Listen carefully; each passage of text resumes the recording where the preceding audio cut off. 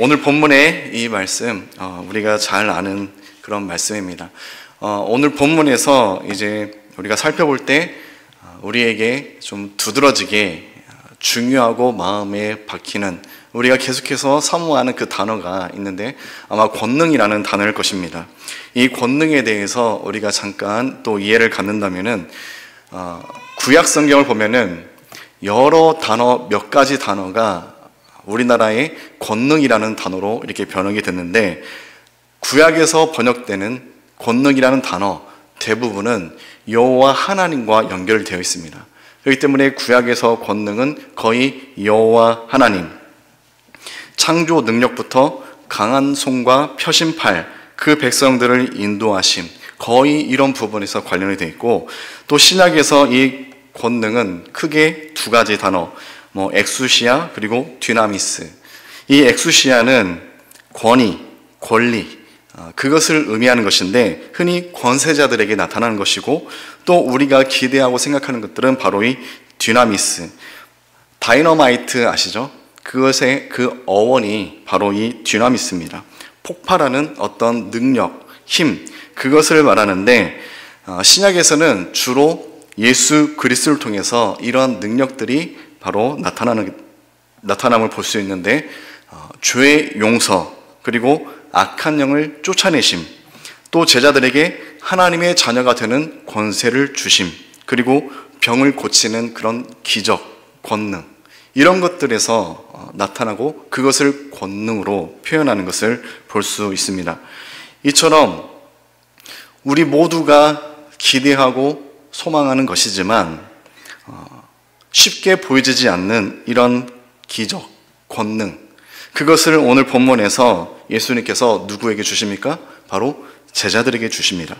다시 본문을 보면은 예수님은 제자들을 불러 모으시고 또 이들이 복음을 전파하도록 파송하시는 그 장면이 오늘 담겨 있습니다. 그런데 파송이라는 뜻이 무엇입니까? 파송은 잘 준비하여 보낸다라는 뜻입니다. 그런데 이 시점에서 제자들이 잘 준비되어 있습니까? 제자들은 그렇지 않았습니다. 이 전법을 보면은 이 광풍 가운데 배가 뒤집어져 죽을 것 같아서 두려움에 떨며 예수님을 깨웠던 제자, 그리고 그 모습에 대해서 예수님은 믿음이 없다라고 분명하게 말씀하셨고, 또 그 뒤에는 길을 가다가 많은 인파에 파묻혔던 예수님, 한 여인이 모든 것을 내던지며 예수님의 옷자락을 만지셨고 능력이 나타남을 느끼시고, 누가 내 옷에 손을 댔냐라고 제자들이 물었을 때 제자들이 뭐라고 물합니까? 주님. 오히려 예수님을 이상한 사람처럼 바라보면서 이렇게 인파가 많은데 누가 옷에 손을 대다니요? 이처럼 참 미숙한, 이 이후에도 계속해서 제자들은 미숙함, 연약함, 그런 모습들, 그리고 일신의 안녕, 그리고 자신의 영광을 계속 쫓는 그런 제자들, 그런 모습 우리가 성경을 통해서 볼 수 있습니다. 그리고 이 직전에는 예수님께서 이런 제자들에게 예수님을 따르는 삶, 십자가의 길을 걷는 것은 무엇인지, 그것을 예수님께서 고향을 찾으셔서 스스로 무시, 멸시, 이런 대접을 받는 이 모습을 직접적으로 보여주시면서 십자가의 길을 걷는다는 것이 어떠한 길을 걷고 어떠한 삶을 살아가는 것인지 그것을 몸소 제자들에게 보여주신 바 있습니다. 그리고 오늘 본문에서야 12명의 제자를 불러서 2명씩 묶어서 예수님께서 이제 복음의 증거를 위해서 파송하시는 그런 모습이 나옵니다. 그런데 우리가 이런 생각을 할 수 있습니다. 12명의 제자들, 복음의 확산을 위해서 이들을 보냈을 때 12명이 12지역으로 가면은 더 효율적으로, 더 효과적으로 복음이 증거될 것이다. 우리는 이렇게 생각할 수 있어요. 그런데 굳이 왜 팀으로 2명씩 묶어서 6방향으로 보내셨을까? 12명이 더 효율적인데 왜 2명씩 짝을 지어서 보내셨을까? 심심할까봐? 많은 생각을 할 수 있죠. 그런데 우리의 생각과는 달리 예수님은 효율보다 중요한 것이 바로 공동체였습니다. 공동체를 구성하는 최소 단위가 바로 둘입니다. 예수님은 일당 백의 용사를 원하는 것이 아니라 예수님은 공동체를 원하십니다. 공동체로 세워져 가는 것, 공동체가 만들어지는 것, 그리스도를 중심으로 한 복음 공동체, 그 공동체가 예수님이 원하는 것이었기 때문에 제자들을 홀로 효율적으로 보내지 않으시고 이처럼 2명씩 짝을 지어서 보내셨습니다. 오늘 오전에 담임 목사님 말씀 중에 중환자실 그 신방 다녀오신 그 말씀을 잠깐 하셨어요. 저희 교구분이십니다. 그분은 저도 몇 차례 신방을 다녀왔는데 심장으로 수술만 6번을 받으셨던 분이고 근래에 뇌경색으로 쓰러지셔서 이제 말씀도 못하시고 계속해서 병상에서 치료를 받던 중에 방치가 돼서 약도 못 드시고 그래서 병원에서 급히 가족들을 불러 모았습니다. 오늘 아니면 내일 준비하십시오. 그래서 담임 목사님 그리고 저 권사님 몇 분 그리고 가족들 몇 분 모두가 갈 수 없어서 팀을 짜서 중환자실 안에 들어가서 사실 그 자리는 임종 예배의 자리였습니다. 담임 목사님 모시고 이처럼 6명, 가족 2, 권사님 2분, 담임 목사님 그리고 저 6분 중환자실에 가셔서 담임 목사님이 하나님의 말씀을 계속해서 전해주시고 또 기도하실 때 그 집사님 비록 말씀을 못하시고 움직일 수는 없지만 이 뛰는 맥박을 통해서 분명히 반응하신 것을 우리 모두가 알 수 있었고 또 목사님 말씀하신 것처럼 그 언니분의 요청으로 중환자실에서 찬송을 불렀습니다. 저는 중간에 쫓겨날까 좀 두려웠는데 다행히도 끝까지 찬송을 다 부르고 그리고 저희는 왔습니다. 그런데 같이 가셨던 그 권사님 중 한 분이 오늘 저를 보시면서 활짝 웃으시면서 이렇게 말씀하셨어요. 목사님 살아났대요. 이렇게 말씀하신 거예요. 그래서 저도 많은 감동이 있었습니다. 사실 저는 알고 있었습니다. 그 전에 그 가족하고 통화를 하면서 알고 있었는데 병원에서 담임 목사님 함께 기도하고 예배드리고 가고 상태가 안정이 됐어요. 그래서 다시 가족들 귀가조치 시켰습니다. 제가 말씀드리고 싶은 것은 예수님께서 기대하시는 것, 일당 백의 용사가 아니라 이처럼 생명의 공동체를 형성하는 것, 우리 공동체가 바로 그런 곳입니다. 생명의 그 능력이 계속해서 일어나고 보여주는 것. 저는 기대하는 것은 앞으로 더한 것도 우리 교회 안에 들려올 것입니다. 보여질 것입니다. 바로 예수님께서 중심이 되는 생명의 공동체는 그런 곳이기 때문에 예수님께서는 그것을 기대하면서 제자들이 이 공동체를 이루기 위해서 2명씩 짝을 지어서 이제 파송을 하십니다. 그리고 이 제자들에게 명하시죠. 마가복음 6장 8절과 9절을 보면은 이제 복음의 증거자로서 파송을 하시는데 지팡이 외에는 아무것도 소지하지 말라. 그렇게 준비물까지 예수님은 분명하게 말씀을 하시고 정해주시고 이들을 파송하십니다. 그런데 이 모습이 어디와 약간 겹치는 장면입니까? 출애굽기 12장 11절을 보면은 제가 봉독해드리겠습니다. 너희는 그것을 이렇게 먹을지니 허리에 띠를 띠고 발에 신을 신고 손에 지팡이를 잡고 급히 먹으라. 이것이 여호와의 유월절이라. 아멘. 어떤 장면입니까? 출애굽 가기 직전에 하나님께서 이스라엘 백성들에게 요구하신 모습입니다. 비록 이 이스라엘 백성들이 출애굽을 하면서 급히 지팡이 허리를 띠고 갔지만 그곳에서 몇 년의 광야의 시간을 보냅니까? 40여 년의 시간을 보내죠. 그런데 이 광야라는 곳이 어떤 곳입니까? 사람이 살 수 있는 환경입니까? 아니죠. 사람이 생명체가 살 수 없는 아주 척박한 곳이 바로 이 광야라는 곳. 그런데 200만 명의 인파가 40년 동안 광야에서 살아갑니다. 생존이 아니라 살아갑니다. 어떻게 해서 그게 가능했을까요? 바로 하나님이 책임지셨기 때문에, 하나님이 먹이셨기 때문에 그게 가능한 것이었죠. 유대 구전으로 내려오는 그런 기록들을 보면은 이처럼 광야에서 몇십 년을 거해도 이들의 의복이 해지지 않게 하셨고, 또 하루 종일 걸어도 이들의 발이 부르트지 않도록 하나님께서 보호하셨다. 그런 자료가 있습니다.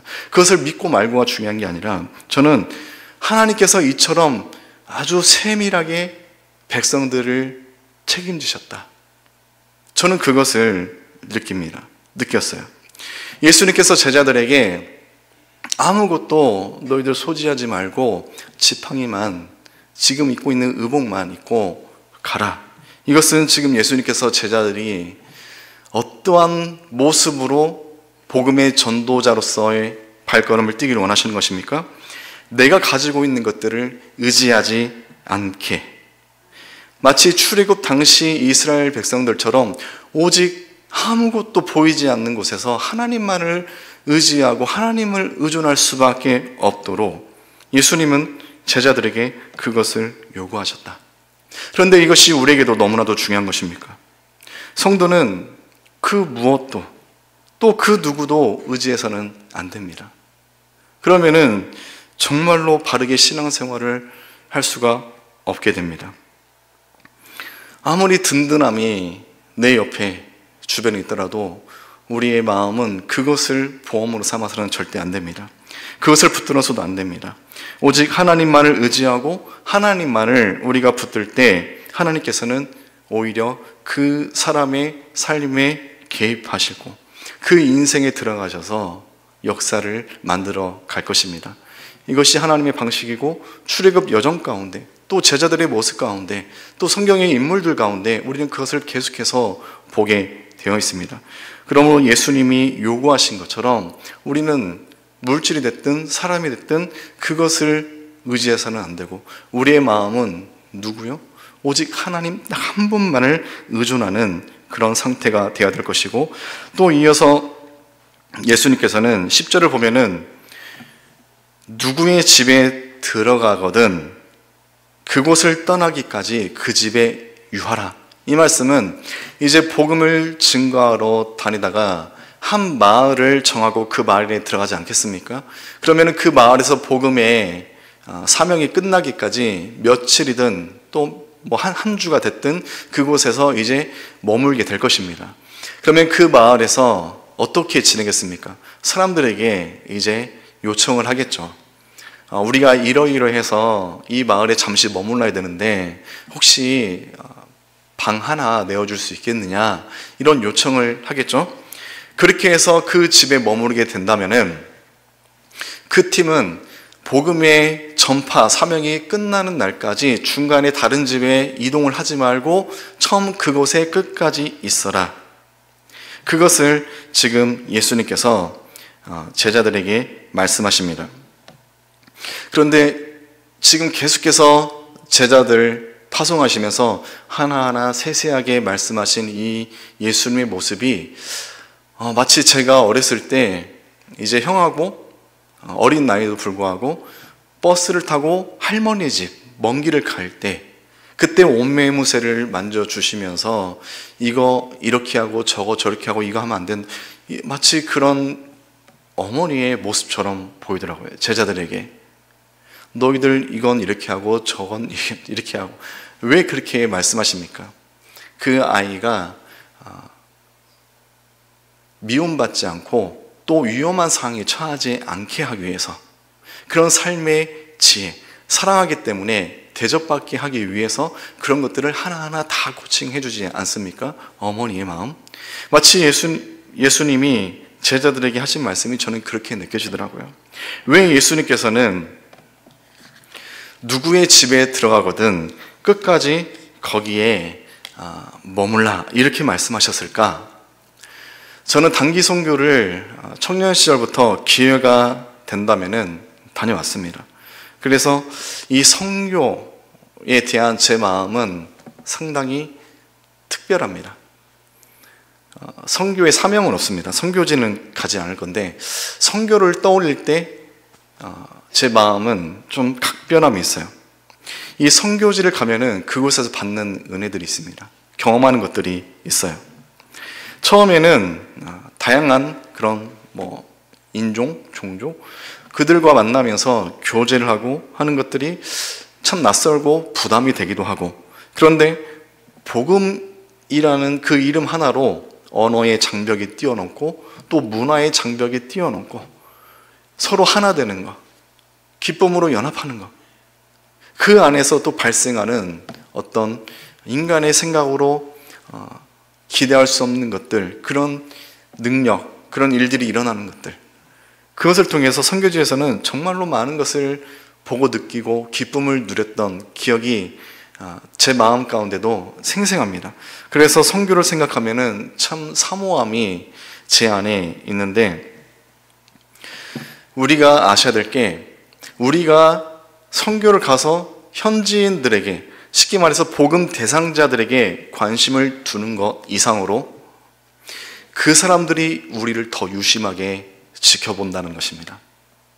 선교지가 됐든 복음의 전도가 됐든 우리보다 상대방이 전하는 자를 더 유심히 봐요. 더 민감하게 반응합니다. 단기 선교를 가면은 또 오늘 본문의 그 시대에서 사람들이 이제 복음을 전하고자 갑니다. 그곳에서 처음에 머물 곳을 정할 때, 요청을 할 때 부유한 사람이 있을 것이고 가난한 자들이 있을 것입니다. 그런데 여차저차해서 우리가 복음을 전하기 위해서 이 마을에 머물 건데 우리가 머물 곳을 좀 제공해 주십시오 요청할 때, 부유한 사람이 그 문을 열어주겠습니까? 가난한 자들이 그 문을 열어주겠습니까? 압도적으로 가난한 자들이 열어줍니다. 부유한 자들은 얼굴도 잘 보지 못해요. 문을 안 열어줘요. 그런데 대부분의 가난한 자들이 문을 활짝 열고 없는 살림에 더 많은 것을 드리고 섬기는 모습, 그런 것들을 볼 수 있습니다. 자, 그곳을 거점으로 해서 복음을 증거합니다. 복음은 무엇입니까? 살아계신 하나님의 말씀, 생명, 능력, 이 복음이 그 마을 가운데 전해지고 또 그것이 확산이 되는데 그 마을이 그 상태에 여전히 그대로 머물겠습니까? 아니죠. 이 복음으로 인해서 많은 변화들이, 많은 능력들이 나타나고 그것을 통해서 그곳에 있는 마을 사람들이 많이 놀라워합니다. 신기합니다. 그러면은 하루가 지나고 이틀이 지나고 사흘이 지나고 그곳에 있는 복음의 증거자들이 그 위상이 어떻겠습니까? 처음에 경계에서 점차 환대, 그 다음에 생명의 어떤 능력들이 나타나요. 그럼 어떻게 되겠습니까? 거의 하나님 다음으로 추종하게 됩니다. 떠받들게 되죠. 한 번이라도 그 사람 보고 싶고 손 만져보고 싶고 거의 스타가 될 것입니다. 그런 대우를 받을 것입니다. 이처럼 놀라운 사람이 우리 마을에서 저 가난한 김씨네 집에서 불편하게 잠을 자고 또 맛없는 음식을 먹고 그런 대접을 받고 있네? 그러면은 어떻게 되겠습니까? 사람들은 더 대접받을 수 있는 곳으로 옮기기를 바라겠죠. 사람인지라 더 좋은 잠자리, 더 맛있는 음식 원하겠죠. 그런데 만약에 그것을 받고 부유한 집에 가서 거기에서 또 그들과 또 교류하고 웃고 있는 모습을 마을 사람들이, 특히 없는 살림에 모든 것을 내어서 섬겼던 그 사람들이 그 모습을 본다면 어떻게 되겠습니까? 아마 큰 상처를 받게 될 것입니다. 뿐만 아니라 이 전도자가 후에 갔을 때, 떠났을 때 이제 어떤 능력들이 사라지고 나타나지 않고 이제 복음의 그 말씀을 가지고 충성스럽게 이들이 살아가야 될 때인데, 과연 그들이 여전히 그 복음을 가치 있게 붙들까요? 아니죠. 쉽게 태도를 변한 그 복음 전도자의 모습을 보고 이들은 복음의 순수성을 의심하게 될 것이고 그 복음을 끝까지 붙들지 못할 것입니다. 그러나 이들이 끝까지 주어진 자리에서 대접을 받을 수 있음에도 불구하고 끝까지 자리를 지켜서 끝까지 복음의 사명을 일관된 모습으로 완수한다면은 이들이 떠나가도 그 마을은 끝까지 그 복음이, 생명의 말씀이 유지가 될 것입니다. 그렇기 때문에 예수님은 이 작은 것, 별거 아닌 것처럼 보이는 것까지도 제자들에게 하나하나 코칭을 해주시는 그 모습을 우리가 본문에서 볼 수 있고, 또 이어서 이제 예수님께서는 11절에서 어느 곳에서든지 너희를 영접하지 않는 자들에 대해서는 그들에게는 또 제자들이 어떻게 해야 할지 그것까지도 코칭을 해주십니다. 11절을 보면은 너희 말을 듣지도 아니하거든 거기서 나갈 때 발 아래 먼지를 떨어버려 그들의 증거를 삼으라. 이렇게 말씀하시는 것을 볼 수 있습니다. 여기에서 11절을 보면은 어느 곳에든지 너희를 영접하지 아니하면, 이 영접이라는 단어는 취하다, 받다라는 뜻입니다. 이들이 쉽게 말해서 복음 전도자가 가서 복음이 됐든지 아니면 복음을 증거하기 위해서 우리가 장소가 필요합니다. 어떤 요청을 할 것입니다. 그것을 기쁨으로 영접하는 자, 영접한 자들에 대해서 하나님께서는 상급에 대한 약속도 성경에 분명히 있어요. 그렇지만 이처럼 영접하지 않는 자, 또 복음을 받아들이지 않는 자, 그들에게는 어떠한 일도 일어나지 않을 것입니다. 하나님 말씀은 살아있고 운동력 있는 생명의 말씀, 그 말씀을 받아들이는 자들에게는 그 생명이 계속해서 그 사람에게 인생 가운데, 삶의 전반적인 모든 가운데 그 말씀이 그 사람의 삶을 이끄는, 분명히 우리를 견인해 갈 것이지만 그것을 받아들이지 않는 자에게는 역사도 없을 것입니다. 오늘 본문에서는 조금 과격하게 또 단호하게 표현을 하는데, 받아들이지 않는 자, 그것은 발 아래 먼지를 떨어버려 증거를 삼으라, 이렇게 표현한 것을 볼 수 있습니다. 그런데 이것은 그 당시 유대의 관습을 빗대어서 예수님께서 하신 말씀이에요. 그 당시 팔레스타인, 지금도 중동을 보면은 먼지들이 참 많지 않습니까? 잠깐 외출을 다녀와도 발에는 온통 흙먼지입니다. 그것을 유대인들은 집에 들어갈 때 불결하게 여겨서 집 밖에 안에 있는 큰 항아리, 그 항아리에 물을 떨여서 그 먼지를 털어버립니다. 그리고 이런 관습을 갖고 있는데, 이 관습에 빗대어서 좀 안 좋은 표현으로서 이들은 이방인들을 아주 많이 무시해요. 멸시해요. 그들에게는 구원이 없다라고 여겼고 그들을 많이 멸시합니다. 여기에 빗대서 이방인들을 비하하는 그런 경우들이 참 많이 있습니다. 그런데 예수님께서 그것을 인용해서 불신, 믿지 않는, 받아들이지 않는 자에게 그처럼 딱 선을 그어라? 그렇게 말하면 우리가 약간 시험에 들 수 있고, 그렇다면 복음을 전할 때 복음을 받아들이지 않으면 예, 안녕히 계세요 하고 포기하고, 쉽게 포기하고 나와야 되나?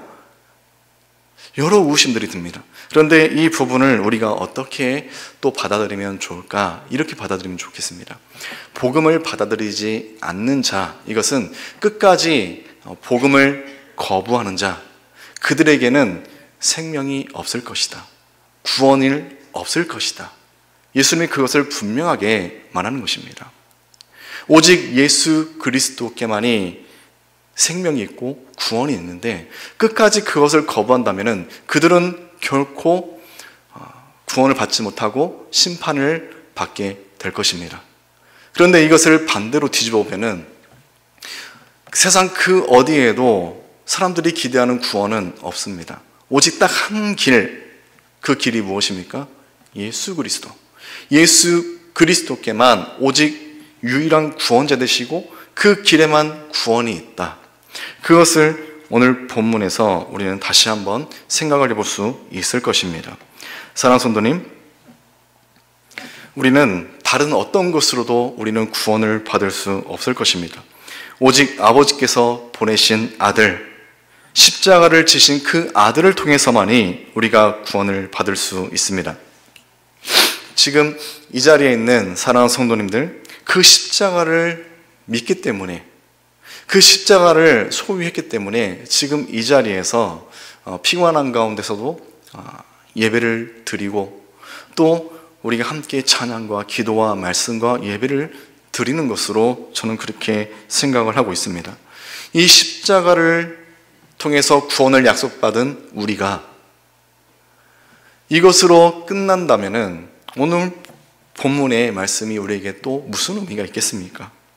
오늘 본문의 말씀을 통해서 예수님은 우리에게 분명하게 임무를 주십니다.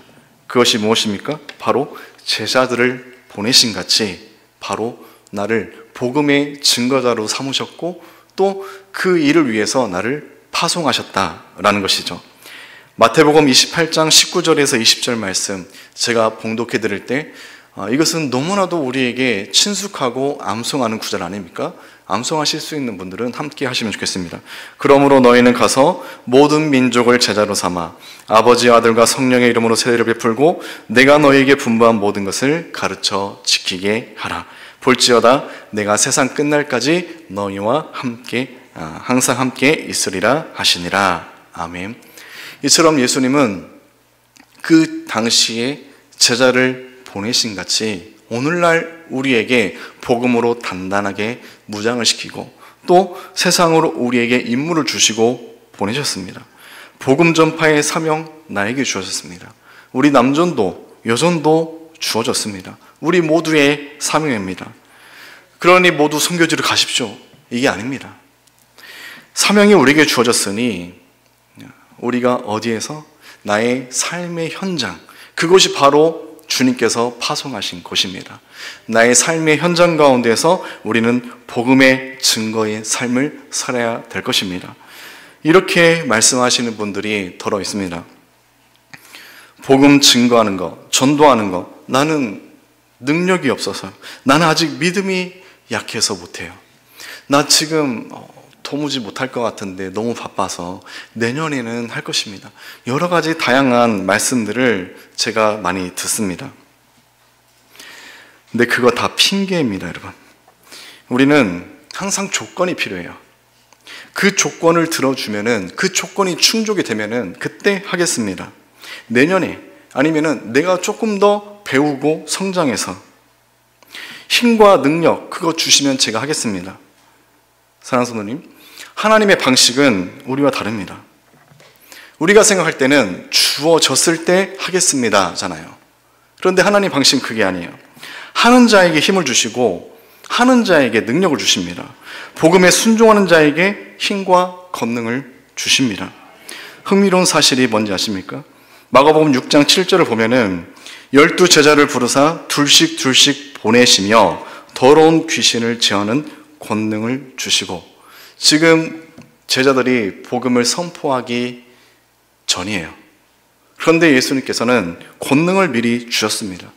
우리가 또 사랑하는 구절 사도행전 1장 8절을 보면은 오직 성령이 너희에게 임하시면 너희가 권능을 받고 그 후에 예루살렘과 온 유대와 사마리아 땅끝까지 이르러 내 증인이 되리라. 여기서 제가 드리고 싶은 말씀은 능력이 있어서 복음을 증거하는 거 아닙니다. 복음 전파의 사명에 순종하니 하나님께서 연약하고 부족한 나에게 능력을 주신다, 이것입니다. 내가 부족해도 믿음으로 순종하며 나아가니 하나님께서 힘과 능력, 권능을 주신다. 이것이 오늘 본문, 또 성경의 복음의 구절을 통해서 우리가 확신할 수 있는 것입니다. 오직 십자가의 복음만 바라보며 나아가는 남녀 전도회 모든 성도님 되시기를 주님의 이름으로 간절히 소망합니다.